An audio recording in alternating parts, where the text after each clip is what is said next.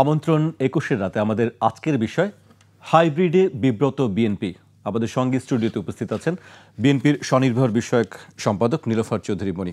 আপনাকে স্বাগত জানাচ্ছি। আমাদের সঙ্গে আছেন ঢাকা সাংবাদিক ইউনিয়নের সভাপতি মোহাম্মদ শফিকুল ইসলাম, আপনাকেও স্বাগত জানাচ্ছি। আজকে আমাদের বিষয় হাইব্রিডে বিব্রত বিএনপি। গত বেশ কয়েকদিন ধরেই বিএনপির সাংগঠনিক বিষয় নিয়ে আলোচনা চলছে। সেখানে নতুন নতুন করে হাইব্রিড নেতারা ঢুকছে, আওয়ামী লীগ, স্বেচ্ছাসেবক লীগ, বিভিন্ন দলের নেতারা সেখানে ঢুকছে এবং সেই নিয়ে গণমাধ্যম বা সংবাদ মাধ্যমে বেশ আলোচনা হচ্ছে এবং বিএনপির নেতাকর্মীদের মধ্যেও আমরা দেখেছি যে তৃণমূল পর্যায়ে এক ধরনের ক্ষোভ বিরাজ করছে। আমি আপাকে দিয়ে শুরু করতে চাই, তার আগে আমি একটি ঘটনার কথা উল্লেখ করতে চাই। গত ২ তারিখে পটুয়াখালীর একটি ঘটনা। গত ২ জুলাই পটুয়াখালী জেলা বিএনপির কাউন্সিল অনুষ্ঠিত হয়েছে। সেখানে দেখা যায় আওয়ামী লীগের সহযোগী সংগঠন স্বেচ্ছাসেবক লীগের এক কেন্দ্রীয় নেতাকে, এমনকি ওই কাউন্সিলে ডেলিগেট হিসেবে দায়িত্ব পালন করেছেন এক শ্রমিক লীগ নেতা। কাউন্সিলে আওয়ামী নেতাদের অংশগ্রহণ ও ডেলিগেটের দায়িত্ব নেওয়া নিয়ে তৃণমূল নেতাকর্মীদের মধ্যে ক্ষোভ বিরাজ করছে। আপনার কাছে জানতে চাইছি, আসলে হাইব্রিড যে নেতারা ঢুকছে তাদের দাপটে কি আসলে বিএনপির ত্যাগী নেতাকর্মীরা কি কোণঠাসা হয়ে আছে বর্তমানে? ধন্যবাদ আপনাকে। যারা শুনছেন আমার শুভেচ্ছা, অভিনন্দন। আমার সহ আলোচককে শুভেচ্ছা। দেখেন, বাংলাদেশের রাজনীতিটা আসলেই খুব যে উল্লেখ করার মতো, পৃথিবীর অন্য দেশের রাজনীতি, উন্নত দেশের রাজনীতির মতো তো না। এই দেশের রাজনীতিগুলো সব জায়গায় দু একটা ছোট ছোট দলে একটুখানি ট্রান্সপারেন্সি কিছুটা ওরকম থাকলেও তাদের কিছু করার নাই, হয়তো এই কারণেই ট্রান্সপারেন্সি। আমি ভীষণ দুঃখের সাথে বলছি যে যদি এমন হয় আপনার কথায়, যদি আমাদের কানে যে আসছে না তা না, আমরা যে দেখছি না, আমি যে দেখছি না, আমরা যে দেখছি না তাও বলবো না, আমি শেষ করি নাই। তো আপনার কথা ওইটা আমি যদি বলছি এই কারণে যে আমি দেখিনি, আপনি বলেছেন। তো এটা ভীষণ দুঃখজনক। যখন বিএনপি অনেক লোক করে, আগেও করতো, এত ধাক্কা এত দুর্দশার পরেও বিএনপি করেছে। লক্ষ লক্ষ লোক, শীর্ষ সন্ত্রাসীদের বের করে পতিত সরকার বিএনপিকে জেলে ভরে রেখেছে। আমি আজকে আপনার মাধ্যমে বিএনপির উচ্চ পর্যায়ের নেতাদের বলতে চাচ্ছি, এমন অনেক নেতা ছিল, অনেক কর্মী ছিল, অনেক অত্যাচার সহ্য করে, নির্যাতন সহ্য করে যারা জেলখানায় ছিল। আপনি জানেন না যে জেলখানায় তারা মায়ের গহনা বিক্রি করে, বইয়ের গহনা বিক্রি করে, ঘালের বলদ বিক্রি করে, গরু বিক্রি করে তারা আপনার জেলের বুঝেন তো, জেলখানার জীবনটা অনেক কষ্টের জীবন। এবং কষ্টের মধ্যে কষ্ট হচ্ছে, ওইখানে একটা পিসি পদ্ধতি আছে। কিছু যদি আপনি খাবার কিনে খান, যে কোনো কিছুর জন্য টাকা লাগে, সেই টাকা যারা দিতে পারে না তারা কিন্তু আস্তে আস্তে মৃত্যুর দিকে ধাবিত হয় কিংবা আধামরা হয়ে পড়ে থাকে। আমার খুব ক্লোজ একজন জেলে গিয়েছে। উনি বের হয়ে আমাকে বলল যে মনি, আমি কেঁদে ফেলেছি একটা জিনিস দেখে, যে ছাত্র দলের একটা ছেলেকে, আমি নাম বলবো না, ও বলছিল আমাকে যে সেই ছেলে অ্যারেস্টেড, সে আমার সাথেই ছিল। হঠাৎ আমি একদিন বিকালে বের হয়েছি ওই জেলখানার ভিতরে যে হাঁটার জায়গাটায়, কে বা কারা একজন সিঙ্গারা খেয়ে একটা টুকরা, সিঙ্গারার কিন্তু একটা সিস্টেম আছে, কেউ ভিতরেরটা খায়, কেউ বাইরেরটা খায়, তো একটা টুকরা ফেলে রেখেছে, সে এদিক ওদিক তাকায় ওই টুকরাটা তুলে খেলো। তার মানে তার ভেতরের ক্ষুধা, তার সামর্থ্য সব কিছু মিলে, যদি আপনার এই আজকের টকশোটা বিএনপির যারা এই কাজগুলো করছে তারা যদি শুনে থাকে, তাদের যদি মিনিমাম যদি ফিলিং কাজ করে, আওয়ামী লীগ তো বলে নাই যে আমাকে নিতেই হবে, তুমি আমাকে নাও। বিএনপি তো এত ছোট দল না যে আওয়ামী লীগ বা অন্য কাউকে নিয়ে তার চলতে হবে। তাহলে কেন বিএনপির এই মানুষগুলো নিজের মানুষগুলোকে মেরে ফেলার জন্য, নিজের মানুষগুলোকে না দেওয়ার জন্য, যারা 16-17টা বছর এত কষ্ট করলো, তাদেরকে সাইজ করার জন্য, তাদেরকে বিতাড়িত করার জন্য তারা কেন হায়ারের লোক নিয়ে আসছে? যত না শহীদ জিয়ার জন্য কাজ করছে, যত না খালেদা জিয়ার জন্য কাজ করছে, যত না তারেক জিয়ার জন্য কাজ করছে বা তারেক রহমানের জন্য কাজ করছে, তার চেয়ে অনেক বেশি কাজ করে ওই এলাকার, স্ব এলাকার ওই নেতারা মাইম্যান খুঁজতে গিয়ে। এই মাইম্যান যে কোনো দলকে ধ্বংস করার জন্য যথেষ্ট। তাদের যদি খুব বেশি দূরে যাওয়ার দরকার নাই, খোদ আওয়ামী লীগের ওখানে তাকালেই তো তারা দেখতে পারে যে কি হতে পারে কি হতে পারে না। আইন যদি আইনের গতিতে চলে এবং নিরপেক্ষতা বজায় রাখে, তাহলে অনেকেই বিএনপির কিন্তু বহিষ্কার হয়েছে, স্থগিত হয়েছে পদ, অনেক রকম সমস্যায় পড়েছে। তাহলে শুধুমাত্র নিরপেক্ষভাবে যদি ঘটনাগুলো ঘটতো, এর অর্ধেক বহিষ্কার হলেও কিন্তু অনেক কাজে লাগতো আমি মনে করি। সরি টু সে, আমি দল যদি কষ্ট পায় আমার কিছু বলার নাই। না আপা, বহিষ্কার কিন্তু 3000-এর উপরে আমি আছে। এটাই বলছি, 4000 ক্রস করে গেছে। বাট আমি বলছি যে সেটাই যদি চরমভাবে নিরপেক্ষ, মানে আমি চোখ বন্ধ করে ঢুকলাম, আমার যদি সবচেয়ে কাছের লোকটা খারাপ কাজ করে থাকে, সেও শাস্তির আওতামুক্ত না। এই নিজস্ব লোকগুলা খারাপ কাজ করার পরে আওতা মুক্ত বানিয়ে ফেলার জন্য কিন্তু আজকে এটা হচ্ছে। তাহলে কিন্তু এই হাইব্রিডগুলো বা যারা 17 বছর আওয়ামী লীগের সঙ্গে আঁতাত করে চলেছে, আমি নিজে অনেককেই বলেছি এর মধ্যে, আমি কতটুকু এই দলের জন্য করেছি এটা মনে হয় বাংলাদেশের মানুষকে বোধহয় বোঝানোর দরকার পড়বে না। দিনে মিছিল করেছি, দিনে দলের কাজ করেছি, রাতে আপনাদের সঙ্গে টকশো করেছি। সেই আমি বলছি আমি অনেককেই চিনি এরকম, যারা কিনা গর্তের মধ্যে লুকিয়েছিল। এই গর্তে থাকা মানুষগুলো এখন দল পরিচালনা করে। গর্তে থাকা দল যত রকম সুন্দর হোক, যত রকম শক্তিশালী হোক, এই গর্তের ওই ব্যালেন্স করা মানুষগুলো যতদিন এই কাজগুলো করবে, এই দল কিন্তু নষ্ট হওয়ার জন্য কিন্তু 1 মণ দুধে 1 ফোঁটা চুনাই যথেষ্ট। 1 মণ দুধে 1 মণ চুনা লাগে না, 1 ফোঁটা চুনা লাগে। আপনার মাধ্যমে যদি সিনিয়র নেতারা শুনে, অন্তত এই জায়গাটায় কোনো ছাড় দেওয়া নাই। সব কিছু পৃথিবীতে আপনি বেচা কিনা করতে পারেন না, আপনার মাকে আপনি বাজারে তুলে বেচতে পারেন না। দলটা হলো যারা দল করে তাদের মায়ের মতো। ওই জায়গায় যদি আপনি বেচা কিনা করেন, তাহলে আর কিছুই থাকে না। জি আপা, আমি আবার আসবো আপনার কাছে। আমি মোহাম্মদ শহীদুল ইসলামের কাছে আসতে চাই। আমরা হাইব্রিড বিষয় নিয়ে, এই শব্দটি বেশ অনেক বছর ধরে রাজনীতিতে এটি প্রচলিত হয়ে গেছে।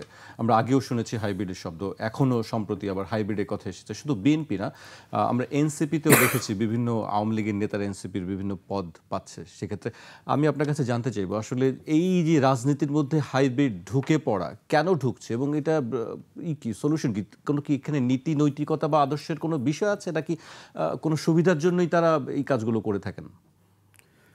তো প্রথমে আপনাকে ধন্যবাদ জানাচ্ছি, আপনার মাধ্যমে 21 টিভির দর্শকদের ধন্যবাদ জানাচ্ছি। আমার সহ আলোচক নীলুফার ইয়াসমিন মলিয়াপা, উনি চমৎকার বলেন সবসময়, তাকেও ধন্যবাদ জানাচ্ছি।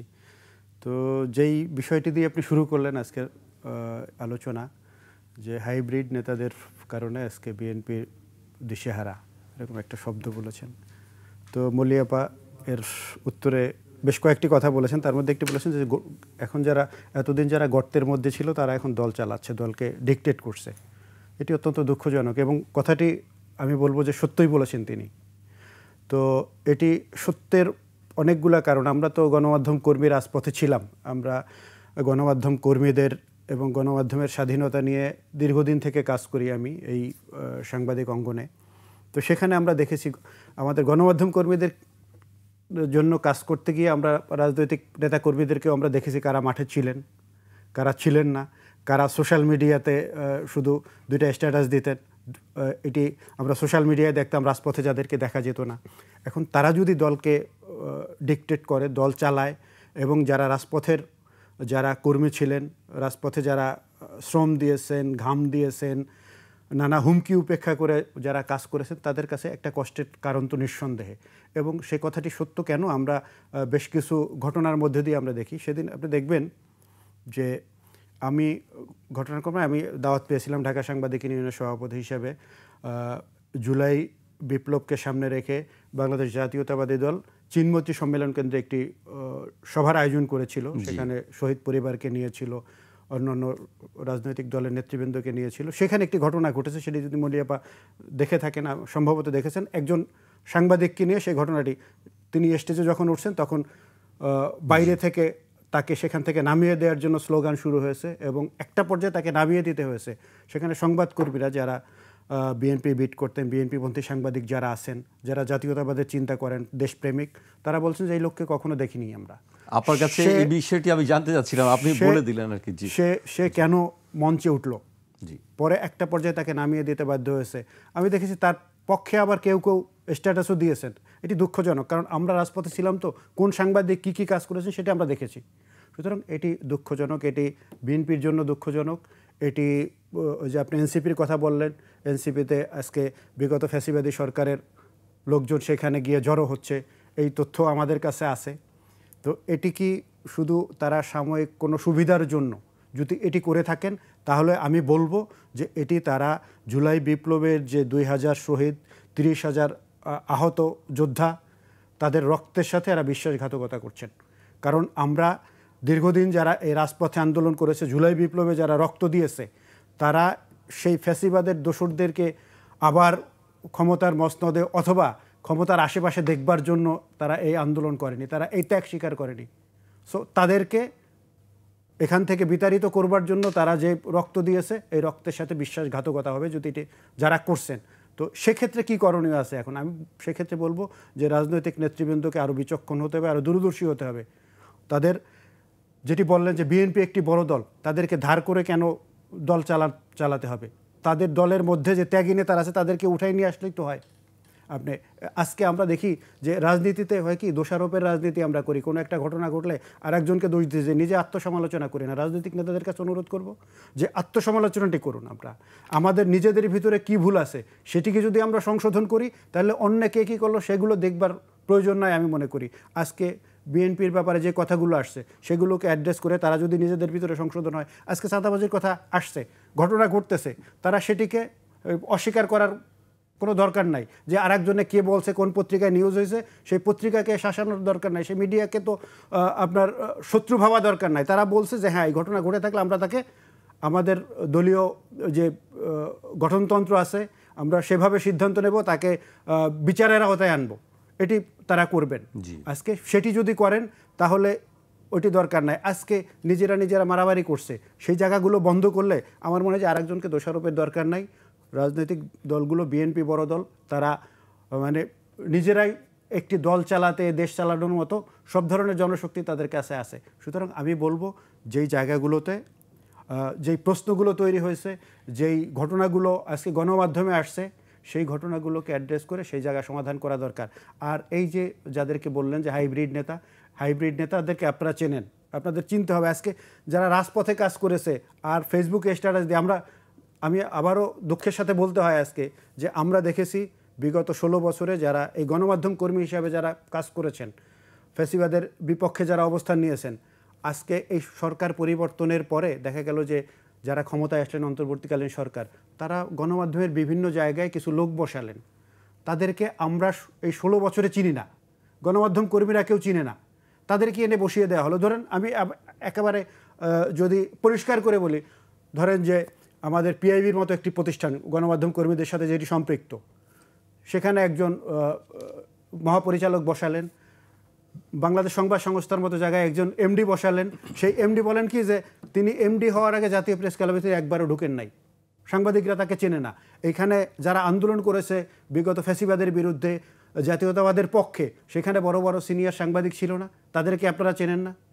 তাহলে আমি তো বলবো যে হাইব্রিড নেতাদেরকে কারা আনতেছে এবং কারা সহযোগিতা করতেছে তাদেরকে এই বিষয়টি চিন্তা করা দরকার। মানে সব জায়গায় আছে, রাজনীতিতেও হাইব্রিড আছে, বিভিন্ন সব জায়গায় আছে, সাংবাদিকদের সংগঠনও আছে, সব জায়গায়। আমি আপনার কাছে আবার আসতে চাই। আপনি বলছিলেন যে 4000 নেতাকর্মীকে বহিষ্কার করা হয়েছে এবং বহিষ্কার করার পরে একটা পর্যায়ে আমরা দেখি যে আবার মধ্যস্থতা করে কোনো না কোনোভাবে দলের মধ্যে ঠিকই জায়গা করে নেয়। আরেকটি খবর আছে যেটি হচ্ছে যে বিএনপির পক্ষ থেকে বলা হচ্ছে যে বিএনপি অপকর্মকারীদের তালিকা করছে এবং একটি শুদ্ধি অভিযান শুরু হয়েছে বলে আমরা জানি বিএনপির মধ্যে। আসলে মানে আপনার কাছে জানতে চাই যে আসলে এই যে আপোষ রফাটা কেন হয় বা কিভাবে হয়? মানে এটা একটা মারাত্মক ব্যাপার। এটা হলো কি, মন্দদের একটা সংস্রব আছে।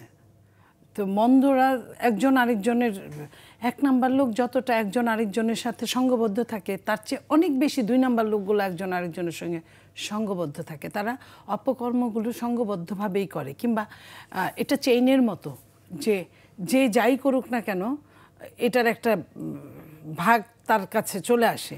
এটা আমরা অটুট থাকবো আর কি, হ্যাঁ, যে যাই এটা অনেকটা পিসির মতো। আমি একটা সময় বলতাম যে এই যে টেন্ডারবাজি যে করতো আওয়ামী লীগরা, তখন বলতাম যে এটা তো এখন আর ঘুষ বলে না, এটাকে পার্সেন্টেজ বলে, পিসি।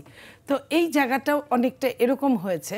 তো এখন নেতা তার স্থানীয় নেতাকে বহিষ্কার করবে, ধরেন সেন্ট্রাল নেতা বহিষ্কার করলো ক্রাইটেরিয়ার মধ্যে। এখন স্থানীয় নেতা যদি তাকে নিয়ে ওই কাজগুলোর সুবিধা বখরার জন্য যদি পাঠায় বা সুবিধা নেয়, ধরেন স্থানীয় নেতার যে বেশিরভাগ যারা চিফ, তারা নিজেরা অপকর্মগুলো ওইভাবে সামনে যায় না, এদের দিয়ে করায় এবং নেপথ্যে এরাই হলো মেন নায়ক। এই একটা মানে মেন জায়গা যদি একটা ধরতে পারে, তাহলে কিন্তু এতগুলো ছোটগুলারে ধরার কোনো কারণ নাই। মেন স্ট্রিমের একজন করে ধরলে অটো বাকিগুলো কিন্তু টাইট হয়ে যায়। কিন্তু এখানে আমাদের পদ্ধতিগত ভুল হচ্ছে। আমরা যার নাম শুনতেছি তাকে সাইজ করতেছি, কিন্তু যে করাচ্ছে তাকে আমরা কিছু করতে পারছি না, তাকে কিছু করতে চাচ্ছি না বা পারছি না। এটার কারণে হতে পারে যে আবার স্থানীয় নেতাদের উপর দুই একজন কেন্দ্রীয় নেতাদের সুবিধা অসুবিধা আছে, এটা হতে পারে। তো সেই কারণে এটা হয়ে যেতে পারে মেবি। আমার কথা সবই যে ইউনিভার্সাল ট্রুথ তা না, তবে আমি সবার সাথে কাজ করে করে এইটুকু শিখেছি। একটা দেশে থাকি, কখন রোদ হবে কখন বৃষ্টি হবে আকাশের দিকে তাকালে যদি নাই বুঝতে পারলাম, তাহলে এতগুলা বয়স আর এমনি কি আর হলো। তো সেই জায়গা থেকে আমি বলতে চাই যে ওই জায়গা মতো যদি আপনি অ্যাটাক করতে পারেন, তাহলে আপনার অনেকগুলো জিনিস বেঁচে গেল, অনেকগুলো লোক বেঁচে গেল। এদেরকে যারা জাস্ট পিয়ন, যারা যায় ওইখানে অকারেন্স করে, এরা কিন্তু মেন না। এদের নেপথ্যে যে মেন, তাকে ধরা দরকার। জি, তাকে যদি ধরতে পারেন তাহলে আপনার সুবিধা ওইখানে পুরোপুরি আপনি নিতে পারবেন। আরেকটা জিনিস যেটা সরকারের, যেমন ধরেন আমাদের নেতা জনাব তারেক রহমান সাহেব বলেছেন, আমি আর কি করতে পারি, বহিষ্কার করা ছাড়া কিন্তু আসলে একটা মানুষকে, আরেকটা ইন্ডিভিজুয়াল মানুষকে চাইলেই আপনি পিটুনি দিতে পারেন না, মারতে পারেন না, সে আপনাকে মামলা করতে পারে। তো এটার জন্য কিন্তু সে সব কিছুর জন্য কিন্তু আইনের আশ্রয় নিতে হয়। বাট আইনের অনুশাসন সরকার একদমই পালন করতে পারছে না বা করছে না। বিএনপিকে চরমভাবে নাজেহাল করার উদ্দেশ্যে এটা তাদের এক ধরনের, আমি বলবো যে এক ধরনের এটা কৌশল, অপকৌশল। কারণ আমাদের নেতা বলেছেন তারেক রহমান সাহেব যে এটা আমি সরকারকে বলেছি, রিকোয়েস্ট করেছি, তারা বাকিটুক যেখানেই অন্যায় দেখবে সেখানেই তারা শাস্তির আওতায় নিয়ে আসবে, কিন্তু সরকার কিন্তু আনতেছে না। শুনি তারা শুধু লিস্ট করছে, তাদের এই লিস্টে তো আর হলো না। তারা যে বিএনপিকে যত রাস্তায় পৌঁছাতে পারে, মনে করে আগামী নির্বাচনে বোধহয় এটার একটাই হবে, মানে প্রতিক্রিয়া পড়বে। আসলে কিন্তু তা না, কারণ বাংলাদেশের মানুষ কিন্তু রাজনীতিক প্রিয় মানুষ। বাংলাদেশের মানুষের হৃদয়ে রক্তে হচ্ছে গণতন্ত্র। সেইখানে তারা সাবস্টিটিউট দল খুঁজবে। সাবস্টিটিউট দল না পেলে আপনি অপরাধ করবেন জানতেছে, কিন্তু দুঃখজনকভাবে এটাই সত্যি, ভোটটা তারপরেও তাকে উপায় নাই তার। কারণ সে যখন আপনার একজন ভালো মানুষকে ভোট দিবে, ধরেন তার কোনো দল নাই, সে নিরপেক্ষ, সে তো তাকে সেভ করতে পারবে না। সেভ করা মানুষ কিন্তু সিকিউরিটিটা আগে চায়, অন্তত বাংলাদেশের মানুষ। এই জায়গা থেকে নিরপেক্ষরা অনেক কিছুই করতে পারে না। আপনি দেখেন আওয়ামী লীগের সঙ্গে লাস্ট বারেও বিএনপি সহ অনেক দল নির্বাচনে যায় নাই। আওয়ামী লীগ কী করছে, আমি আর ডামির নির্বাচন করছে। কার নির্বাচন করছে? যে পাশ করছে সেও আওয়ামী লীগ, যে বিপক্ষে খাচ্ছে সেও আওয়ামী লীগ, যে আপনার আরেকজন পাশ করার ওটাও আওয়ামী লীগ। একটা হলো নৌকা আওয়ামী লীগ, একটা হলো ঈগল পাখি আওয়ামী লীগ, আরেকটা হলো ট্রাক আওয়ামী লীগ। এই তিনটা মানে কিন্তু এক আওয়ামী লীগই ঘুরে ঘাড়ে। তারপরেও কিন্তু অনেক লোকরে ভোট দেওয়ার ইচ্ছা না থাকলেও কিন্তু ঘুরে ঘাড়ে ওই নৌকার মধ্যেই দিছে, যে কয়জন মানুষ ভোট দিতে গেছে, যে কয়জন তো দিছে। এই কারণে যে এটা মেন স্ট্রিম, সে কারণে নইলে কিন্তু আপনার বিদ্রোহীরা বেশি পাইতো সিট। দেশের অবস্থা এত খারাপ ছিল, এত খারাপ, এখনো ভালো হয়েছে আমি বলবো না। তো এই জায়গাগুলায় আমাদেরকে বুঝতে হবে যে আমাদের সরকারের নিরপেক্ষতা, দেশটাকে জাতিটাকে বাঁচানোর জন্য নিরপেক্ষ আচরণ করতে হবে। নিরপেক্ষ আচরণের জন্য অপরাধী যেই হোক না কেন তাকে শাস্তির আওতায় আনতে হবে। কিন্তু সরকারও আনছে না, সেনাবাহিনী যাদের উপর আমাদের একটা আস্থা আছে, আমরা চাই বা না চাই, এবং তাদের উপর আস্থা না থাকলে দেশটাই থাকে না, সার্বভৌমত্বই থাকে না। তারা কিন্তু আপনার মাঠে আছে। এবং তাদেরকে ম্যাজিস্ট্রেসি পাওয়ারও দেওয়া আছে। আমি তো এটা শুনতে চাইবো না যে সরকার অর্ডার না দিলে তারা ধরতে পারে না, তারা কোনো বিচার করতে পারে না। আমি এটাই শুনতে চাই যে তারা তাদের জায়গায় নিরপেক্ষভাবে বিচার করুক। বিচার করা মানে মেরে ফেলা না, বিচার করুক। সেটাও তো আমরা দেখছি না। সেটাও আমরা দেখছি না। আমি আপনার কাছে আবার আসবো, আমি শহীদুল ইসলামের কাছে আবার আসতে চাই। আপনি বেশ কয়েকবারই বলছিলেন জুলাই স্পিরিটের কথা বলছিলাম, যে স্পিরিটটা ছিল সেটি নেই। সেটি আসলে নষ্ট হয়ে যাওয়ার কি কারণ বা প্রতিবন্ধকতা কি? জুলাই স্পিরিটের বাস্তবায়ন আমরা কেন দেখতে পাই না? এটি আপনি কিভাবে বলবেন, দেখবেন? দেখুন, আমি এটি পুরোপুরি বলবো না যে জুলাই স্পিরিট সব নষ্ট হয়ে গেছে। জুলাই স্পিরিটের কিছুটা তো আমি ইতিমধ্যেই আমার মনে হয় যে প্রশ্নবিদ্ধ হচ্ছে, যে রাজনৈতিক দলগুলোর যে বর্তমান অবস্থান, এরপরে প্রশাসনিক যে ব্যবস্থা, সব মিলিয়ে জুলাইয়ের যে আকাঙ্ক্ষা ছিল, জুলাই আন্দোলনের যে চেতনা ছিল, সেখান থেকে আমার মনে হয় যে আমরা কিছুটা পিছিয়ে এসেছি। এর কারণ হতে পারে, অনেকগুলো কারণ থাকতে পারে। তার মধ্যে আমি একটি মোটা দাগে বড় একটি কারণ, যে জুলাই বিপ্লবের পরে যে পরিস্থিতি হলো, আমরা ডে ওয়ান থেকেই দেখা শুরু করলাম যে নির্বাচনটা কত তাড়াতাড়ি হবে। আমরা নির্বাচনের দাবিতে দেখলাম যে আন্দোলন শুরু হয়ে গেল একদিক থেকে।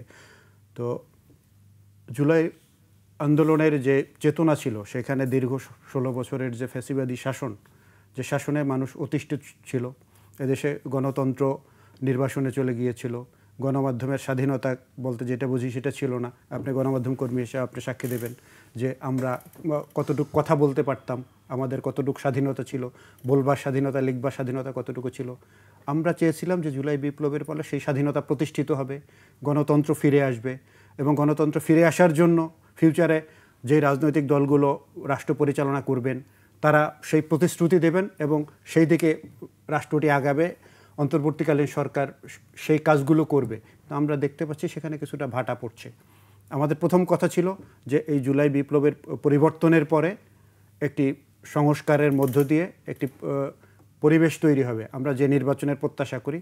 তো সেক্ষেত্রে আমরা দেখলাম বাংলাদেশের বিদ্যমান কিছু রাজনৈতিক দলের কিছু নেতৃবৃন্দ এক পক্ষে বললেন যে দ্রুত নির্বাচন দরকার, কারণ নির্বাচিত সরকার ছাড়া রাষ্ট্র পরিচালনা করায় সংস্কার করা সম্ভব হবে না।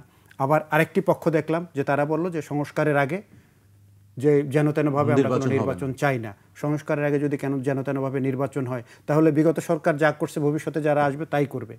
এটি তাদের একটি যুক্তির জায়গা। তো তখন আমরা দেখলাম যে এটা একটা ভাগ হয়ে গেল, আমাদের যে শক্তিটি ঐক্যবদ্ধ শক্তি ছিল তার ভিতরে একটা বিভেদের রেখা আমরা স্পষ্ট দেখতে পেলাম। তো তখন কি করণীয়? তো যার কারণে দেখা গেল যে আজকে আমরা যে প্রশ্নটি আপনি আসলেন যে এখন জুলাই চেতনা থেকে আমরা কি সরে এসেছি কিনা, তো চেতনার জায়গায় আমরা মনে করি সরে এসিনি। সরে আসার জন্য যে পরিবেশ তৈরি হচ্ছে সেটি শঙ্কাজনক। তো এখন যে কাজটা করার আমার মনে হয় যে এখন যে সংস্কারগুলোর কথা বলেছিলাম আমরা, যে সেই সংস্কারগুলো আসলে আশুকি সংস্কারগুলো দরকার, সেই সংস্কারটুকু করা দরকার। আমি বলি যে নির্বাচন করার আগে সেই সংস্কারটুকু করা দরকার। সেই সংস্কার না হলে আমার মনে হয় যে আমরা যে প্রত্যাশা, জুলাইয়ের যে চেতনা সেটি বাস্তবায়ন হবে না। সেই চেতনায় আমরা সেই চেতনার উপরে থাকতে পারবো না। কারণ হলো যে আমরা যে সংস্কারটুকু চাই, অনেকে অনেক সংস্কার চান, আমার কাছে মোটা দাগে 2-3টি সংস্কার দরকার। এই এখন একটি হচ্ছে যে আমাদের রাজনৈতিক কালচারের একটা সংস্কার দরকার, যেটি হলো যে বিগত 16 বছরে আমরা 3টি নির্বাচন দেখেছি। তো এই 3টি নির্বাচন কিভাবে হয়েছে, কি কারণে বিগত সরকারটি ফ্যাসিবাদের দানবে পরিণত হয়েছিল, সেই কারণগুলো আমাদের আজকে একটু বের করা দরকার। যে নির্বাচন পদ্ধতি ছিল, যে রাজনৈতিক পদ্ধতি ছিল, এই রাজনৈতিক পদ্ধতির কারণে, এই নির্বাচন পদ্ধতির কারণে এই সরকার নিজেকে ফ্যাসিবাদ হিসাবে প্রতিষ্ঠিত করেছিল। কারণ এই নির্বাচনের মধ্যে দিয়ে যে নির্বাচন পদ্ধতি, যদি আওয়ামী লীগ থাকতো মাঠে তাদেরকে সরানোর কোনো সুযোগ ছিল না। নির্বাচনের ভিতর দিয়ে একটি বিপ্লবের মধ্য দিয়ে তাদেরকে সরাতে হয়েছে। সুতরাং সেই পদ্ধতিটা পরিবর্তন দরকার। রাজনীতিতে একটা শুদ্ধি অভিযান দরকার। এখানে কালো টাকার রাজনীতি, পেশি শক্তির রাজনীতি, এটাকে বাংলাদেশ থেকে যদি আপনি বিদায় করতে না পারেন, সেই জায়গায় সংস্কার করতে না পারলে আপনার এই যে আমরা যেটা বলি যে জুলাই চেতনা আমাদের ক্ষুণ্ণ হচ্ছে কিনা, আমাদের সেই প্রশ্ন বারবার করতে হবে। জি, এই পর্যায়ে আমাকে একটি বিরতিতে যেতে হচ্ছে। দর্শক, একটি বিরতি নিচ্ছি। বিরতির পর আবারও ফিরবে 21 রাতে, আমাদের সঙ্গেই থাকুন।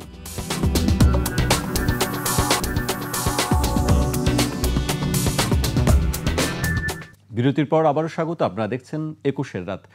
আমাদের সঙ্গে আছেন বিএনপির স্বনির্ভর বিষয়ক সম্পাদক নীলোফার চৌধুরী বনি এবং জাতীয় প্রেস ক্লাবের ঢাকা সাংবাদিক ইউনিয়ন সভাপতি মোহাম্মদ শহীদুল ইসলাম। বিরতিতে যাবার আগে আমরা বেশ কিছু বিষয় নিয়ে কথা বলছিলাম, এবার একটু অন্যদিকে আসতে চাই, সংস্কারের বিষয় নিয়ে আসতে চাই। আজকে বিএনপির পক্ষ থেকে তারা কোন বিষয়ে একমত এবং কোন বিষয়ে একমত না সেই বিষয়ে তুলে ধরেছেন। আমি কয়েকটি অংশ তুলে ধরতে চাই। পুলিশ সংস্কার কমিশনের বিষয়ে র্যাব বিলুপ্তি সহ অধিকাংশ প্রস্তাবে ঐকমত্য হয়েছে, তবে কমিশনের আলোচনায় বিষয়টি আনুষ্ঠানিকভাবে ওঠেনি। দুদক সংস্কার কমিশন 47টি সুপারিশের মধ্যে 46টির বিএনপি একমত হয়েছে। কেবল 29 নম্বর সুপারিশে ভিন্নমত, যেখানে তারা আদালতের অনুমতি ছাড়াই তদন্তের প্রস্তাবের বিরোধিতা করেছে। জনপ্রশাসন সংস্কার কমিশন 208টি সুপারিশের মধ্যে 187টিতে একমত, 5টিতে আংশিক একমত এবং 11টিতে ভিন্নমত। বিচার বিভাগীয় সংস্কার কমিশন 89টি সুপারিশের মধ্যে 62টিতে একমত, 9টিতে আংশিক এবং 18টিতে যুক্তিসহ ভিন্নমত। নির্বাচনী ব্যবস্থা সংস্কার কমিশন 243টি সুপারিশের মধ্যে 141টিতে একমত, 14টিতে আংশিক একমত এবং 64টিতে সংশোধনী সহ একমত। সংবিধান সংস্কার কমিশন 131টি সুপারিশে দফাওয়ারি মতামত দিয়েছে বিএনপি। 70 অনুচ্ছেদ ও প্রধানমন্ত্রীর মেয়াদ নির্ধারণে তারা ছাড় দিয়েছে। এর পাশাপাশি আজকে বিএনপি মহাসচিব একটি কথা বলেছেন, বিএনপিকে সংস্কার বিরোধী বলে প্রচার করছে একটি কুচক্রী মহল। আসলে এত কিছু ছাড় দেওয়ার পরেও কুচক্রী মহল কারা এবং এই কুচক্রী মহল কি খুব শক্তিশালী? আপনি নিজেই বললেন দেখে দেখে যে কতগুলো একমত হয়েছে। এটা কিন্তু রেয়ার। যদি সবার দেশপ্রেম থাকে, দেশের জন্য যদি কিছু করার থাকে, তাহলে কিন্তু এক হবে। আমি যখন বুঝবো যে এটা করলে দেশের জনগণের উপকার হবে, তখন আমি রাজি হব। বিএনপি কিন্তু ম্যাক্সিমামগুলোতেই রাজি এবং কিছু কয়েকটা আংশিক রাজি। আমরা যে গণতন্ত্রের জন্য লড়াই করছি, গণতন্ত্র কাকে বলে? 100 জনের মধ্যে 51 জন যে পাবে সে হলো বিজয়ী, সেটাকেই বলে গণতন্ত্র। তা এখানে যদি আপনি গণতন্ত্রের হিসাবটা করেন, অর্ধেকের একটা বেশি হলে সে হলো বিজয়ী। সেখানে কিন্তু প্রায় ম্যাক্সিমাম আপনার 70, 80, 90% কোথাও কোথাও আপনার একমত হয়েছে এবং কোথাও কোথাও চরমভাবে নিজের উপর দিয়ে মেনে নিয়েছে বিএনপি। বার্গেনিং করার পরে বারবারই বলছে যে গণতন্ত্রের স্বার্থের জন্য মেনে নিয়েছে, ছাড় দিচ্ছে। তারপরে আপনি বিএনপির আমাদের নেতা বলেছিলেন মাঝখানে যে আমরা মিডিয়া ট্রায়ালের শিকার। আমি যদি আজকে এই কথাটা বলি ওনার কথার মতো, কথার ধরেই প্রমাণ দিয়ে যদি বলি, এতগুলো একমত হওয়ার পরে মিডিয়াই তো অনেক কিছু বলবে। লাইক যে কথাটা শহীদুল সাহেব বললেন যে বিএনপির ওখানে আমি এই দেখেছি, উনি একটা জিনিস দেখেছেন বাংলাদেশে, একটা জিনিস বিএনপির একটা আমাদের যুদ্ধাহত এক সন্তান, তাকে নিয়ে যে কথাগুলো হলো, তাকে ছবি তোলা নিয়েছে, আসছে, সবাই কথা বলছে, কি কথা বলছে পরে কিন্তু ওই ছেলেটি ক্লিয়ার করে দিয়েছে তাকে কতটা তারা খাতির করেছে। যেমন মির্জা ফখরুল ইসলাম আলমগীর বিএনপির মহাসচিব, উনি কিন্তু ওই বাচ্চা ছেলেটাকে আগে সালাম দিয়েছে। বাংলাদেশের সিস্টেমে সিনিয়ররা সালাম দেয় না, জুনিয়ররাই সালাম দেয়। তো উনি কিন্তু উনার কতটুকু ভেতর থেকে শ্রদ্ধা নিয়ে এবং এই বাচ্চাদের জন্য যে উনারা আজকে সহজ সরলভাবে চলতে পারছে, ফিরতে পারছে, মামলা নাই, মামলা ঘাড়ে নিয়ে সারাদিন আদালতের দোরগোড়ায় দাঁড়াতে হচ্ছে না, এটা কিন্তু এই সম্মানটা কিন্তু ভেতর থেকে আসা। অথচ এটাকে সামান্য একটা জিনিসকে কোনভাবে প্রবাহিত করে কিভাবে এই যে ট্রায়াল, মিডিয়া ট্রায়াল, আবার বিদেশি ট্রায়াল, আবার আপনার কি তথাকথিত রাজনৈতিক ট্রায়ালের কোনো শেষ নাই। এই যে করতে চাইলো, সাংবাদিকরা কেন প্রতিবাদ করলো না? সাংবাদিকরা কেন সাথে সাথে বললো না যে না এটা বাংলাদেশের সাংবাদিকরা কেন বললো না? বিদেশ থেকে এক ধরনের এই ধরনের প্রতিবাদ আসলো, আবার তার উল্টা প্রতিবাদও কিন্তু বিদেশি সাংবাদিকরা বা বিদেশ থেকে আসলো। তাহলে কেন? এবং পরবর্তীতে সম্ভবত বাংলা ভিশন সাক্ষাৎকার নিল, আমি লঘু দেখে বললাম, তো সাক্ষাৎকারে ছেলেটার আসল কথাগুলো বের হয়ে আসলো। এই যে সামান্য ঘটনাকে যে অসামান্য রূপ লাভ করানোর চেষ্টা করা হয়, এবং এই যে জুলাই আন্দোলনটাকেও ঠিক এইভাবে যার অনেক অসামান্য অবদান তাকে সামান্য থেকে সামান্যতরতে প্রমাণ করছে, যার সামান্য অবদান নাই। লাইক আমি অত দূরেও যাব না, আজকে যারা সরকারে আছে, সরকারে তাদের কয়জনের কতটুকু অবদান ছিল জুলাইয়ে? কয়জনের কতটুকু অবদান ছিল?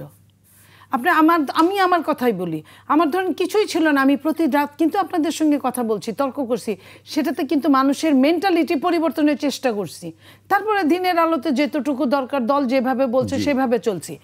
এখন কথা হলো যে এই জিনিসগুলো, এগুলো থেকে আমরা কবে পরিত্রাণ পাবো? আমরা কেন সাদাকে সাদা কালোকে কালো বলতে পারি না? আমরা কেন সাদাকে সাদা কালোকে কালো বলতে শিখি না? আমাদের এই না শেখা এবং না বলা, এই পেছনের নেপথ্যের কারিগররা কারা, তাদের কেন আমরা জনসমক্ষের সামনে তাদের কেন আনতে পারছি না? অরিজিনাল মাস্টার মাইন্ডকে আমরা এখনো মুখ ফুটে বলতে পারি না। এবং এই মাস্টার মাইন্ডের অরিজিনাল অভিরুচিটা কি? অনেক সময় কিন্তু অনেক কিছু ঘটে যায়, লাইক শেখ মুজিবুর রহমান সাহেব কিন্তু বাংলাদেশে ৭১-এর যুদ্ধ চায় নাই। উনি কিন্তু চেয়েছিলেন কি, বাংলাদেশের অবিভক্ত পাকিস্তানের প্রধানমন্ত্রিত্ব। যদি এই না হয় তাহলে এবারের সংগ্রাম মুক্তির সংগ্রাম, এবারের সংগ্রাম স্বাধীনতার সংগ্রাম। তো তারপরে কিন্তু উনি জেলে গেলেন, দেশ যুদ্ধ হলো, স্বাধীন হয়ে গেল। স্বাধীন দেশ কিন্তু আমরা যারা বাংলাদেশি হলাম, আমাদের কিন্তু লস হয় নাই, ঘুরে ঘাড়ে কিন্তু লস হয় নাই। ঠিক একই অবস্থার মধ্যে এই জুলাইকে আমরা ফেলতেছি, যে আমরা যারা কাজ করছে তারা নাই, যারা কাজ করে নাই তারা সামনে এখন তাফালিং করছে, যারা ওই সরকারের তাবেদারি করছে তারা এই সরকারেরও তাবেদারি করছে। মামলা নিয়ে কিন্তু মামলা খেয়ে উপদেষ্টা হয়েছে এমন নজিরও আছে, পুরস্কার নিয়ে উপদেষ্টা হয়েছে এমন নজিরও আছে, তাদের নামে সিনেমা করে পুরস্কার পেয়েছে এমন নজিরও আছে। তো এই নিয়ে আমরা চলছি। আপনি কি বিএনপির কথাই বলবেন, কি আপনি হাইব্রিড তাদের কথাই বলবেন? হাইব্রিডে সমস্ত দেশটা ছেয়ে গেছে। এখন বাংলাদেশে যত না ব্রিলিয়ান্ট লোক দরকার দেশ শাসনের জন্য, তার চেয়ে অনেক বেশি সৎ মানুষ দরকার দেশ শাসনের জন্য। বেশি না, 10টা মানুষ আপনি সৎ বের করে আনেন, যারা সারাদিন সততার কথা বলবে এবং সততা নিয়ে কাজ করবে, এটাই বেশি দরকার। আমি একজনের, আমি নাম বলছি না, আমি তার লেখা পড়তাম, আমি তার ভক্ত ছিলাম, সে এই সরকারে আছে। আমি ভীষণভাবে আমি এম্বারাস যে এই মানুষটা লিখতো কি আর এই মানুষটা করছে কি, আমি মিলাতে পারি না। আমি যখন প্রথমে আপনার যেই দিন আমি ফার্স্ট কোনো একটা টেলিভিশন টক শোতে ছিলাম, যেদিন ফার্স্ট আমি শপথ নিতে দেখলাম, এবং আমি এই বাচ্চা ছেলেদের দেখে আমি ভীষণ কষ্ট পেয়েছিলাম, শকড হয়েছিলাম। ওইখানে তো আমি ক্যান্ডিডেট না, আমি কি চেয়েছি যে এই দেশটাকে কোনো মতে টেনে তুলবে এবং এরা পাশে থাকবে। যুগে যুগে এই বাংলাদেশের ছাত্রীরা পাশে থেকেছে রাজনীতির, কিন্তু তারপরে ব্যাক করেছে। কিন্তু এদের দিয়ে এরা আরও 10 বছর পরে বুঝবে। ওরা আমাকে অনেক গালি দিছে, আমার কোনো দুঃখ লাগে না, কারণ ওরা আমার সন্তানের মতো। কিন্তু আজ থেকে 10 বছর পরে ওরা বুঝবে যে ওরা কতটা ভুলে ছিল এবং আমরা কতটা সঠিক বলেছিলাম। এটা তখন ওরা বলবে। আমি সারা জীবন আমি আওয়ামী লীগের বিপক্ষে কথা বলেছি এবং কেন কোনো গালি খাই নাই যে এদের আওয়ামী লীগ দেয় নাই। তারপরও আমাকে আপনার ফেসবুকে আমার ফেসবুক হ্যাক করেছে আওয়ামী লীগ, আমার ফেসবুকে রিচ কমায় দিছে আওয়ামী লীগ, পরে আবার বানানোর পরেও। কিন্তু তারপরেও কিন্তু আজে বাজে কথা বলে নাই অত ওইখানে কমেন্টে। কিন্তু এই ছেলেরা এবং কোনো একটা দল এত আজে বাজে কথা এই কয়েক মাসে আমাকে বলছে যে আমার খারাপ লাগছে। তারপরেও আমি মনে করছি যে আমি সত্যের সাথে আছি, আমি সত্যের সাথেই থাকবো। আমি কিন্তু ওদের শত্রু না। আমি চেয়েছি ওরা আরেকটু যোগ্যতা নিয়ে আসুক, এই দেশটা ওদেরকেই ধরতে হবে, হাল ধরতে হবে, আরেকটু যোগ্যতা। এবং ওরা যদি নিজেদের স্বার্থটা না চিনে ওরা যদি যারাই আসতো তাদের পিছনে যদি এইভাবে থাকতো যে honesty is the best policy, তাহলে কিন্তু আজকে বাংলাদেশের অনেকটুকু চেঞ্জ হতে পারতো। এখন কি হয়েছে, এখন আগের চেয়ে রেট বেড়ে গেছে চাঁদাবাজির, আগের চেয়ে রেট বেড়ে গেছে ঘুষের, আগের চেয়ে রেট বেড়ে গেছে আপনার ভর্তি বাণিজ্য বা চাকরি বাণিজ্য বা আপনার অন্য বাণিজ্যগুলোর।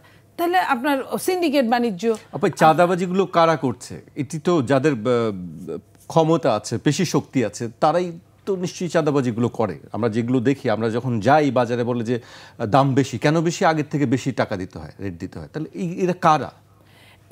এরা কখনোই, এরা যখন যে সরকার তখন তাদের, এরা কখনোই কারোরই ওরকম না। যেমন ধরেন আপনাকে একটা প্রমাণ দিই, আপনার কি বললো যে ওই মুরাদনগরে যে ঘটনাটা ঘটলো, এক লোকের নাম বলল যে ওই যে রেপ কেসটা হিন্দু ফ্যামিলির, আওয়ামী লীগের সময় আওয়ামী লীগের দালালি করছে এই 14-15 বছর। তারপরে আবার বিএনপি আসছে, সে বিএনপির পিছনে পিছনে ঘুরে, বিএনপি তো ক্ষমতায়ও আসে নাই, বিএনপি এখন মুক্ত, জাস্ট মুক্ততার জন্যই তার দলে অনেক লোক আছে, এই জন্য সে বুঝে যে সামনের দিনে হয়তো কিছু হতে পারে, সে বিএনপির সঙ্গে সঙ্গে ঘুরে এই যে অপকর্মটা করলো। দোষটা প্রথমে ফেলতে চেয়েছিল এই আবারও টায়ালরা বিএনপির ঘাড়ে দিতে চেয়েছিল, তারপরে যখন আবার খোঁজ নিয়ে জানা গেল, তারপর আবার সব কিছু চেঞ্জ হলো। তো এই যে এই জায়গাগুলায় চাঁদাবাজিদের নিজস্ব কোনো দল থাকে না, চাঁদাবাজিদের নিজস্ব কোনো ক্ষমতার আশেপাশে থাকতে চায়, হ্যাঁ ক্ষমতার আশেপাশে থাকে, এবং এটাই তাদের ব্যবসা, এদের আর অন্য কোনো ব্যবসা নাই। জি আপা, আমি আপনার কাছে আবারও আসবো, আমি শহীদুল ইসলামের কাছে আসতে চাই আবার। রাজনীতি নিয়ে, নির্বাচন নিয়ে কথা হচ্ছে, আরেকটি বিষয় যেটি আমরা শুনছি যে বিএনপি দেখলাম আমরা যে বেশ কিছু সংস্কারের বিষয়ে একমত হয়েছে, আরেকটি যেটি হচ্ছে পিআর পদ্ধতিতে নির্বাচন নিয়ে একটি মতবিরোধ খুব স্পষ্টভাবেই আছে, যেটি হচ্ছে যে ওই পিআর পদ্ধতিতে নির্বাচন না হলে অনেকে বলছে নির্বাচন করবে না, সেক্ষেত্রে বিএনপির কিন্তু পিআর পদ্ধতির পক্ষে নেই। সেটা আপনি কিভাবে দেখছেন আসলে, যে এই পিআর পদ্ধতির পক্ষে আর বিপক্ষে কি এটা কি নির্বাচন কি পিছিয়ে যাবে নাকি কি হতে যাচ্ছে আসলে? দেখুন, আমি এই বিষয়টা নিয়ে আলোচনার আগে আমি যে বিষয়টি বলতে চাই যে হ্যাঁ, পিআর পদ্ধতি আমরা পিছনে তো অনেকগুলো নির্বাচন দেখেছি বাংলাদেশের 54 বছরের ইতিহাসে আমাদের অনেকগুলো নির্বাচন দেখার সৌভাগ্য আমার হয়েছে, আপনারা দেখেছেন, মনি আপা হয়তো আমাদের যে দু একটা বেশি দেখবেন। তো আমরা দেখেছি যে প্রচলিত ধারার যে বাংলাদেশের যে নির্বাচন পদ্ধতি, এই নির্বাচন পদ্ধতির মধ্য দিয়ে যারা ক্ষমতায় এসছেন তাদেরকে নিয়ে নানা ধরনের প্রশ্ন তৈরি হয়েছে। আমরা বিগত এই 3টি নির্বাচনের কথা যদি ধরি, তার আগের নির্বাচন বাদ দিয়ে, তো সেখানে আমরা দেখেছি কি যে এই প্রচলিত ধারার নির্বাচনের মধ্য দিয়ে পেশি শক্তির নির্বাচন দেখছি, কালো টাকার নির্বাচন দেখছি, মাস্তানের নির্বাচন দেখছি। যাদের পেশি শক্তি আছে, মাস্তান আছে, তারা নির্বাচনে বিজয়ী হবেই। তারা তাদের নির্বাচনে যেভাবে ভোট কারচুপি করতে হয়, দিনের ভোট তারা রাতে করে নিয়ে গেছে। এরপরে দেখা গেছে যে প্রতিদ্বন্দ্বিতা ছাড়াই 153-54 আসনে তারা বিজয়ী হয়ে গেছে। এই নির্বাচনগুলো আমরা দেখেছি। তো এরপরে এটি একটি বিষয়। আরেকটি বিষয় হলো যে এই নির্বাচনের মধ্য দিয়ে এখন যারা পিআর পদ্ধতির পক্ষে বলছেন, তাদের যেই শক্তিশালী কিছু যুক্তি আছে, সেই যুক্তিগুলো হচ্ছে যে পিআর পদ্ধতিতে যদি নির্বাচন হয় তাহলে সেখানে দেখা যাবে যে ভোটের প্রকৃত প্রতিনিধিত্বশীল একটি সংসদ সদস্য তারা নির্বাচিত হবেন। যেমন পিআর পদ্ধতিতে কোনো ব্যক্তিকে ভোট দেবে না, দলীয় প্রতীকে ভোট দেবে, ভোটের পার্সেন্টেজের হিসাবে এরপরে প্রতিনিধি মনোনীত হবে দল থেকে। তাহলে ভোটের যে প্রকৃত প্রতিনিধি তারা নির্বাচিত হবেন, যে দল যত পার্সেন্ট ভোট পায় সে দল থেকে তত পার্সেন্ট মানে আনুপাতিক হারে সদস্য নির্বাচিত হবেন অথবা মনোনীত হবেন দলের পক্ষ থেকে। তাহলে দেখা যায় যে যিনি ওই যে আপা যেটি বলছেন যে গণতন্ত্রে 151 আসন যারা পাবেন তারা বাংলাদেশে ক্ষমতায় আসবেন, আর 149 আসন যারা পাবেন তারা ক্ষমতার স্বাদ পাবেন না। তো এখন সেই জায়গায় দেখা যাবে যে যারা পিআরের পক্ষে, মানে যেটি ভোটের রাজনীতিতে, আমি হিসাবটা ভিন্নভাবে যদি বলি যে একটি আসনে যারা 3 লাখ ভোটের জায়গায় 1,51,000 ভোট যারা পাবেন তারা নির্বাচিত হবেন, 1,49,000 যারা পাবেন তারা হারবেন, তাদের আর কোনো অস্তিত্ব থাকবে না। সুতরাং পিআর পদ্ধতিতে ওই ভোটের হারে ওই 1,49,000 ভোট যিনি পেয়েছেন সেই হিসাবে তিনি সংসদ সদস্যপদ পাবেন। তো এর মানে হচ্ছে প্রত্যেক দলের প্রতিনিধি থাকবে। তো এটি হচ্ছে পিআর পদ্ধতির পক্ষে। আর যারা এর বিপক্ষে অবস্থান নিয়েছেন তারা বলছেন যে তাদের যুক্তি হলো যে যাদের ভোট নাই তারা পিআর পদ্ধতি চাচ্ছেন, এরকম কিছু কথা আসছে। এরকম কথা মানে আরেকটি কথা আছে, যাদের জামানত বাজেয়াপ্ত হবে তারা এই পিআর পক্ষে বলছে, সালাউদ্দিন আহমেদ বলেছেন। অনেক ধরনের কথা বলছেন।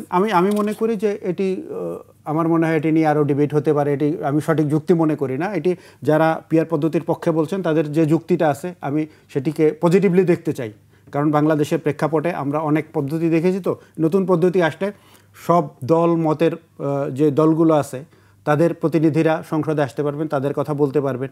তো এখানে কম ভোট যাদের আছে তাদের কম সদস্য থাকবে সংসদে, তারা তাদের পক্ষে কথা বলবেন, জনগণ তাদেরকে যারা ভোট দিয়েছে তাদের পক্ষে কথা বলবেন। এটি হচ্ছে পিআর পদ্ধতির সুবিধা।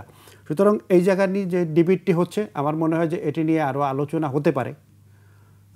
তো সেই আলোচনার মধ্যে দিয়ে আমার মনে হয় একটি সঠিক পথ বের হয়ে আসবে। তো এটি নিয়ে এক্সট্রিম পজিশনে কারোরই যাওয়া উচিত নয়। কেউ কেউ বলছে যে পিআর পদ্ধতি না হলে আমি ভোট করতে দেবো না, আবার কেউ বলছে যে পিআর পদ্ধতি আমরা মানি না। তো দুইটার একটা সমাধান তো দরকার। তো যেটি যৌক্তিক একটি সমাধান আমরা প্রত্যাশা করি রাজনৈতিক দলগুলোর কাছে। আমার মনে হয় যে এটি নিয়েও যে সংস্কার কমিশনগুলো আছে, যারা ঐক্যমত কমিশন আছেন, তারা এই বিষয়টিকেও নজর দিয়ে আমার মনে হয় রাজনৈতিক দলগুলোর সাথে তারা বসে এটার একটা সমাধান করবেন। জি, আপনার কাছে আসতেছি। আপনার পিআর পদ্ধতি নিয়ে অনেক কথা হচ্ছে, আপনি কিভাবে দেখেন? আমি খুব একটা ভালোভাবে পিআর পদ্ধতিকে দেখি না, কারণ আপনি কোনো প্রার্থী নেই, আপনি ভোট কারে দিবেন? দল কি ম্যান্ডেট দেওয়ার কে? একজনকে আপনার দল আপনার নমিনেশন দিল, আপনি ভোট দিলেন, আপনি পছন্দ করে 10টা দল 10 জনকে দিল, তার মধ্যে আপনি যাকে পছন্দ করলেন আপনি তাকে দিলেন এরিয়া ভিত্তিক। কিন্তু আপনি পিআর দিলে কী হবে? দল একটা লম্বা চার্ট টানায় রাখবে, সে যাকে খুশি আপনি ভোট দিলেন, টেকনাফ ভোট পড়লো যায় তেঁতুলিয়ায়। এটা তো হতে পারে না। একটা মানুষকে আমি চিনি অথবা পছন্দ করি না, তার ব্যাকগ্রাউন্ড ভালো না, তার গণতন্ত্র কিন্তু এই কথা বলে তুমি যাকে পছন্দ করো, চুজ করো, তুমি তাকে নির্ণয় করো। তো সেইখানে আমি সে আমাকে 5 বছর আমার উপর ছড়ি ঘুরাবে, আমি এটা মেনে নিব, এমন তো হতে পারে না। এলাকায় যে মানুষটা খুব খারাপ লোক, তাকে যদি তার দল ওই এলাকার প্রতিনিধি হিসেবে পাঠায়, প্রত্যেকজনকে তো একটা এরিয়া দেওয়া হবে, তো এরিয়াটা এটা গড় হিসাব করে, এই যে যদি এখন এসএসসি পরীক্ষা চলতেছে, যদি ছাত্ররা বলে যে আমগরও পিআর দাও, আমরা কেউ ভালো রেজাল্ট করবে, 100তে 100 পাবে, আমি 100তে 30 পাবো, নো আমাদের সবারই গড় রেজাল্ট দিয়ে দাও। গড় রেজাল্ট হয় না, এটা হয় না। একজনে একটা সাবজেক্টে 100তে 90 পাইছে, আরেকটা সাবজেক্টে 10 পাইছে, তাই পিআর সিস্টেম হলে তো সে পাস। কিন্তু এইভাবে অবশ্যই এই সরকার তাই চায়, এই সরকার বই খাতার কথা বলে না, বই খাতার বিপক্ষে। তো আমি কথা বলছি যে এই দেশের মানুষ যাকে নির্ণয় করবে, যাকে পছন্দ করবে, তাকেই ভোটটা দিবে। এবং এই সরাসরি ভোটটা তো আপনার দিতেই যাবে না কেউ, অনেকেই যে পিআর সিস্টেমে ভোট দিব, একজনে ভোট পড়বে আরেকখানে, দরকার কি, গেলাম না। এবং যারা এটা একদিক দিয়ে যে অংশদারিত্বটা প্রমাণ করে যে হ্যাঁ সারা দেশব্যাপী সে 2 লাখ ভোট পাইলো, 3 লাখ ভোট পাইলো, একটা এমপি হইতে পারলো, বাট একটা এমপি দিয়ে সে কী কাজটা করবে, কতটুকু কাজ করবে? যারা এখানে আছে অসম, আমি যদি বিএনপির সঙ্গে অন্যদের হিসেব করি একদম চরমভাবে অসম, তবে আমি চাই গণতন্ত্রটা এমনভাবে থাকুক, বিএনপি 300 আসন পাক এটা আমি কোনো দিন চাই না, 250টা আসন পাক এটাও আমি চাই না।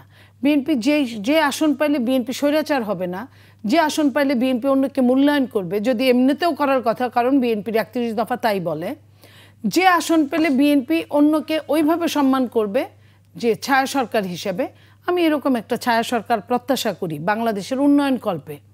বাট এটার সমাধান পিআর দিতে পারে না। আমি যে কথাটা বললাম এটার সমাধান পিআর দিতে পারে না। পিআর এটার সমাধান দিতে পারে আপনার ক্ষুদ্র ক্ষুদ্র গোষ্ঠীগুলো জোট করুক, সমস্যা কি? জোট করে ইলেকশন করুক একটা মার্কা নিয়ে, তাদের 10টা মার্কা নিয়ে ইলেকশন করার দরকার নাই, করুক, তারা একটা না একটা পাবে। 5টা, জামাত যখন একা নির্বাচন করছে 3টা সিট পাইছে, জামাত যখন বিএনপির সঙ্গে নির্বাচন করছে 17টা সিট পাইছে। তো জামাত, আমি এটা একটা দিক বললাম। আবার অনেকেই আছে ধরেন যে চরমুনাই থেকে শুরু করে অনেকেই এই দলগুলো ছোট ছোট গ্রুপগুলো যদি মিলে যায় হয়তো অনেকগুলো সিট পাবে, 20টা 30টা 40টা সিট পাবো। আমি চাই আরও বেশি পাক, কারণ তাহলে আপনার একটা যুদ্ধটা, লড়াইটা হবে একটা যথাযোগ্য জায়গা, যোগ্যভাবে কথা বলতে পারবে। তো সেইখানে পিআর এইখানে কোনো উপকার করবে বলে আমার ওরকম মনে হয় না, যতটা উপকার করবে আপনার অ্যালায়েন্স করলে। জি, যদিও আপনার বিএনপি বলেছে অ্যালায়েন্স না করলেও বিএনপি জাতীয় সরকার গঠনের পক্ষে মত দিয়েছে। এবং আপনি দেখেন সংস্কারের মধ্যে বিএনপি মত দিয়েছে যে বেশ কিছু আপনার কি বলে সংসদীয় কমিটির চিফ বানানো হবে, সভাপতি বানানো হবে, তারপরে আপনার বিরোধী দলকে কি দেওয়া হবে, সংসদ উপনেতা, সংসদ নেতা, এগুলা কিভাবে বন্টন হবে, এই আলোচনাগুলো আসছে। তো বিএনপিকে ধরার জন্য তো বিএনপির ম্যাগনা কার্টা হিসেবে আমি মনে করি পরিচিত হোক 31 দফার মধ্যে সব কিছু আছে। যে সংস্কার তারা এখন করছে ওগুলাও আছে, যেটা করে নাই সেগুলাও আছে। তো সেই হিসেবে যদি বিএনপির সঙ্গে আলোচনা করে আমার মনে হয় যে এখানে কোনো ভুল থাকার কথা না, কিন্তু অবশ্যই পিয়ার না। জি, আমি শহীদুল ইসলামের কাছে আসতে চাই। একটু বক্তব্য আমি আপনাকে পড়তে চাই। ঢাকা বিশ্ববিদ্যালয়ের উন্নয়ন অধ্যয়ন বিভাগের অধ্যাপক আসিফ মোহাম্মদ শানের একটি বক্তব্য। তিনি বলেছেন, এলিটের চেহারা শুধু পরিবর্তন হয়েছে, এক ধরনের পলিটিক্যাল এলিটদের সরিয়ে আরেক ধরনের পলিটিক্যাল এলিট এসেছে। বিজনেস এলিট, আমলাতান্ত্রিক এলিট, এই জায়গাগুলো কোনো পরিবর্তন হয়নি। সুতরাং আবারও এটি একটি এলিট পরিচালিত, এলিট নিয়ন্ত্রিত সরকার এসেছে। ফলে জনগণ এখানে নিজেদের অংশগ্রহণের রাস্তা খুঁজতে খুঁজতে একটা পর্যায়ে ক্লান্ত হয়ে পড়েছে। একটা অংশ পুরো প্রক্রিয়ার সম্পূর্ণ বাইরে চলে গেছে, আবার একটা অংশ যাদের আমরা মব বলি তারা সামনে চলে আসছে। এলিটরা আবার মবকে কিছু ক্ষেত্রে আশ্রয় প্রশ্রয় দিচ্ছে। ফলে শেষ পর্যন্ত পুরো প্রক্রিয়া এখন এলিট পরিচালিত সংস্কার প্রচেষ্টায় পরিণত হয়েছে। আপনার কাছে জানতে চাই এই বিষয়ে কিভাবে দেখছেন? দেখুন, যে কথাটি তিনি বলেছেন যে বর্তমান সরকার এলিট নিয়ন্ত্রিত একটি সরকার, তিনি বলতে চেয়েছেন এরপরে জনগণ এখন এই এলিট নিয়ন্ত্রিত সরকার, এলিটদের চাপে জনগণ ক্লান্ত। তো এরপরে আরেকটি অংশ মব চলে এসছে। তো আমি এই জায়গাটায় একটু দ্বিমত করতে চাই, মবের বিপক্ষে আমরাও। তো এই যে মবের কথা যেটা বলি আমরা, তো এই শব্দটি পুরানো হলেও বাংলাদেশের কনটেক্সটে এই শব্দটি নতুন খুব বেশি ব্যবহৃত হচ্ছে বাংলাদেশের গণমাধ্যমগুলোতে। এই মব শব্দটি আমরা যদি ধরেন যে 2006 সাল থেকে ধরি, 2006 সাল থেকে আমরা, এটা অনেক পুরাতন, আরো পেছনে গেলেও আছে।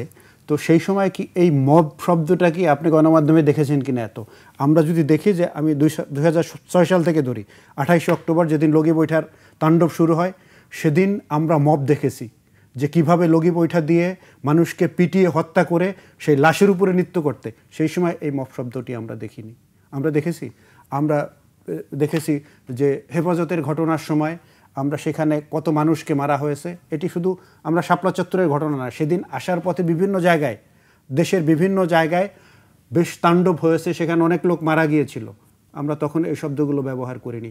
আমরা যদি দেখি যে যখন এই বিগত সরকারের আমলে যখন আইসিটি অ্যাক্টে যে বিচার চলছিল, আন্তর্জাতিক অপরাধ ট্রাইব্যুনালের বিচার চলছিল, সেখানে আদালত থেকে একরকম রায় হচ্ছে, আমরা শাহবাগে সেই মব দেখেছি, এই মব শব্দটি ব্যবহার হয় নাই।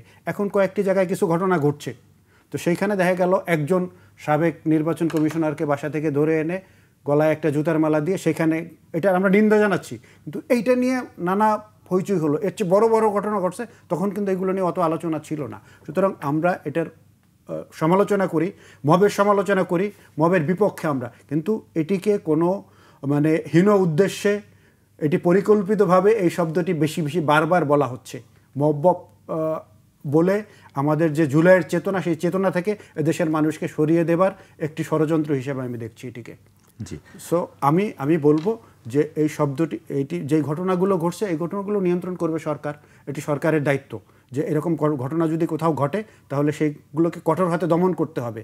একই সাথে যদি কোনো ষড়যন্ত্র এখানে থেকে থাকে, সেই ষড়যন্ত্রকারীকে খুঁজে বের করতে হবে। জি, আমরা সেটাই চাই যে উদ্দেশ্যমূলক হোক বা ষড়যন্ত্রের মাধ্যমেই হোক, সেটির জন্য খুঁজে বের করে বিচারের আওতায় যেন আনা হয়। আমি আপার কাছে আসতে চাই এই বিষয় নিয়ে। আপনি এই বক্তব্যকে কিভাবে দেখতে চান? এই যে মব, এই যে এলিট শ্রেণীর হাতে চলে যাওয়া সার্বিক অবস্থা, এক্সিলেন্ট লেখাটা লিখেছে, আমি তাকে অ্যাপ্রিসিয়েট করি। এত মিনিংফুল লেখা খুব কম পাওয়া যায়। অন্তত পক্ষে এটা একটা নতুন অধ্যায়ের মধ্যে আমরা আছি। এই অধ্যায়টা কিভাবে এলিটরা কিভাবে গ্রাস করছে আমাদেরকে, এলিট আপনার প্রশাসন, এলিট আপনার রাজনৈতিক নেতৃবৃন্দ, এলিটরা, এই এলিটের চেহারা শুধু পরিবর্তন হয়েছে, এই যে কথাটা বলেছে, এটা এক্সিলেন্ট। আপনার এইখানে যদি ব্যবসায়ীদের হাতে পড়েছে, আপনার মনে করেন এই ব্যবসায়ীরা যদি দেশটাকে ব্যবসার দিকেও যদি অগ্রসর করত, আপনি দেখেন যে ইউনিট সরকার আসার পরে ওনারা ব্যবসায়ীদের নিয়ে ইন্টারন্যাশনাল একটা সামিট করলো, অথচ এই জিনিসটাই তারা বুঝলো না যে যেখানে গণতন্ত্র থাকে না সেখানে ব্যবসায়ীরা লগ্নি করে না, ইন্টারন্যাশনাল ব্যবসায়ীরা। তারা এইটা না বুঝে তারা কিন্তু আবার শোষণের দিকে অগ্রসর হতে শুরু করলো। তারা এইসব করে করে অনেকগুলো টাকা নষ্ট করে ফেললো। এর মধ্যে একে তো নাই, তার উপর মরার উপর খাড়ার ঘা। 10 মাসে 11 মাসে 12 দেশে গেলেন, এবং কোনোটাই ওরকম গুরুত্বপূর্ণ দেশে না যে 1-to-1 সরকার প্রধানের সাথে। কারণ এই টাইপের সরকার প্রধানের সাথে অন্য দেশের রাষ্ট্রীয়ভাবে আপনার এইভাবে আসলে আলোচনা মিটিং ফলপ্রসূ হয় না, এটা আমরা জানি। কিন্তু ওনারা কিন্তু এই এক্সপেরিমেন্ট নতুন করে চালাতে শুরু করলো। তারা কিন্তু ইতিহাস থেকে কোনো শিক্ষা নিল না, এই যে এইটা নিল না। পাশাপাশি আপনার মবের কথা যদি বলেন, এই যে মব বলি, মবটা নতুন ইম্পোর্টেড একটা শব্দ। এই শব্দটা বাংলাদেশে আগে ছিল না, কিন্তু কার্যক্রম পুরোদস্তরই ছিল। নইলে গুমঘর হতো না, নইলে আপনার এত মানুষ জেলখানায় থাকতো না, নইলে আপনার শীর্ষ সন্ত্রাসীরা মুক্তি পেত না, কালো গাড়িতে তাদেরকে আবার বর্ডার পার করে দিতে হতো না, কিংবা মার্ডারের আসামিরা যারা দিনের চক্ষু সম্মুখে ঢাকা বিশ্ববিদ্যালয়, মনে আছে আপনার, বিশ্বজিৎকে মেরেছে, আবু বকরকে মেরেছে, তাদের রায়গুলো হয়েছে। রায়গুলো হওয়ার পরে তারা কি করে, এই আসামিগুলো বর্ডারের কাছে থাকে, ওই পাশে ব্যবসা করে, এই পাশে ব্যবসা করে। যখন দেখে দেশে এই অবস্থা খারাপ, বিচার হচ্ছে, কয়দিন ওই পাশে থাকে। আবার যখন সব ঠিকঠাক হয়ে যায়, মানুষ একটু ভুলে যায়, 15 দিন যায়, 1 মাস যায়, আবার তারা এই দেশে চলে আসে। তো ছিল ঘটনা, কিন্তু আরও বেশি ছিল, কম ছিল না। কিন্তু এই মব শব্দটা ছিল না। মব শব্দটা যে বা যারাই দেখ, শব্দ কোনো ব্যাপার না, ব্যাপার হচ্ছে অর্থটা। অর্থটা এত বেশি বিভৎস এই মুহূর্তে। আপনার দেখেন মুরাদনগরে 1 সপ্তাহের ব্যবধানে 3-4টা ঘটনা ঘটে গেল। আপনার 3 জন মানুষকে যে মেরেছে, আমি বলছি, আমি পুলিশের কথা মতোই বলছি, তারা লোক ভালো ছিল না। কিন্তু একটা চুরির দায়ে তো আপনি পিটিয়ে মেরে ফেলতে পারেন না। একটা চোর ধরেন শীর্ষ চোরের মধ্যে, তার চোরের ক্রাইটেরিয়ার মধ্যে তার জেল জুলুম হুলিয়া সব কিছু আছে। সে কতদিন জেল খাটবে, কি খাটবে, তারে রিহাবে পাঠাবেন কি পাঠাবেন না, আইনগত অধিকার প্রত্যেকটা মানুষের আত্মপক্ষ সমর্থনের সুযোগ দিতে হবে। যেখানে এখানে নাই, কি রাজনীতিতে, কি অর্থনীতিতে, কি সামাজিকতায়, কি আপনার ব্যবসায়, কি আপনার শিক্ষা প্রতিষ্ঠানগুলোতে, কোনো জায়গায়, কি রাস্তায়, কি আপনার রাস্তার অ্যাক্সিডেন্টগুলো আপনি দেখেছেন যে কি পরিমাণ অ্যাক্সিডেন্ট এই কয় মাসে হয়েছে। তো কারণ আইন নাই, যারা পরিবহন চালায় তারাও জানে, এবং এটার রেশিও বেড়েছে, কমে নাই। তো এই জায়গাগুলোয় যদি এই সরকার দৃষ্টি না দেয়, এই সরকারকে আমরা এনেছিলাম কেন? আমাদের ব্যর্থতাটা তাদের মাধ্যমে, তারা যেহেতু অরাজনৈতিক, তারা অরাজনৈতিক মাধ্যমে তাদের নিজস্ব কেউ থাকবে না, অরাজনৈতিক মাধ্যমে কিছুটা ফুলফিল করবে। এবং ইন্টারন্যাশনাল একজন ব্যক্তি, এটার চিফ, ইন্টারন্যাশনাল পুরস্কৃত, এবং সমস্ত বিশ্ব যাকে চেনে জানে।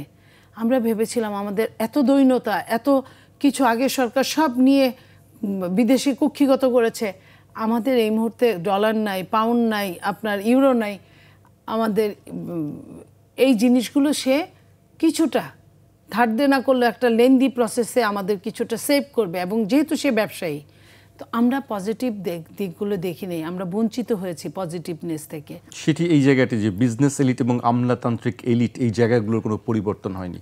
পরিবর্তন তো শুধু হয়নি, আপনি দেখেন একজন রাষ্ট্রপ্রধান, নির্বাহী প্রধান, যতগুলো ব্যবসা যাই বা করেছে, সে নিজের নামে করেছে, যেখানে যেটুক মাপ চাইয়েছে নিজের নামে করিয়েছে। তো যদিও বলা হয় যে ওনারটা ট্রাস্টি, রাষ্ট্রও তো ট্রাস্টি, রাষ্ট্রও তো জনগণের, তাহলে একটা ট্রাস্টিকে বাঁচানোর না, চকচকে রাখার জন্য আরেকটা ট্রাস্টিকে ধ্বংস করে দেওয়া ঠিক? আমরা আজকে এখানেই শেষ করতে হচ্ছে, প্রশ্ন থেকেই যাবে, হয়তো অন্য কোনো অনুষ্ঠানে আমরা আবার আলোচনা করবো এই বিষয় নিয়ে। আপনাদেরকে অনেক ধন্যবাদ আমাদেরকে সময় দেওয়ার জন্য। দর্শক, আজ এখানেই শেষ করছি, কাল আবার দেখা হবে রাত 12টায়। আপনারা সবাই সুস্থ থাকুন, নিরাপদে থাকুন, আর 21-এর সঙ্গেই থাকুন।